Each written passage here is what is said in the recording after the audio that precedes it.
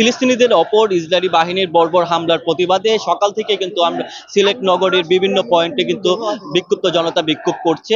এখানে রাজনৈতিক দলগুলোর পাশাপাশি বিভিন্ন ছাত্র সংগঠনের নেতা কর্মীরা কিন্তু বিক্ষোভ আকারে শহরের গুরুত্বপূর্ণ পয়েন্টে অবস্থান নেন। আমরা এই মুহূর্তে আছি জিন্দাবাজার এলাকায়। আমরা পেছনে বাটার শোরুম আছে, সেই শোরুমটিতে কিন্তু বিক্ষুব্ধ জনতা বিক্ষোভ মিছিল আকারে এসে এখানে ভাঙচুর চালায়।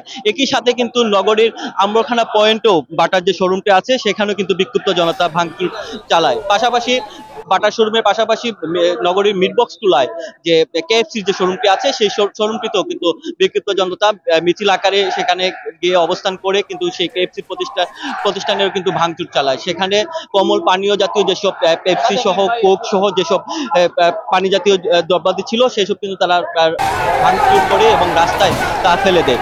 একই সাথে যে বিকেলের দিকে যে জিন্দাবাজারে যে বাটার যে শোরুমটি আছে সেখানে মিছিল আকারে এসে বিক্ষুব্ধ জনতা এই বাটার শোরুমটি ভাঙচুর করে।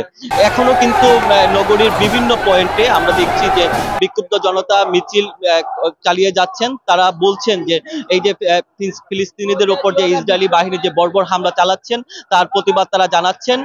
একই সাথে কিন্তু তারা যেসব ইসরায়েলি পণ্য বয়কটের ঘোষণা দিচ্ছেন। তো সিলেট থেকে এই ছিল আমার কাছে সর্বশেষ খবর।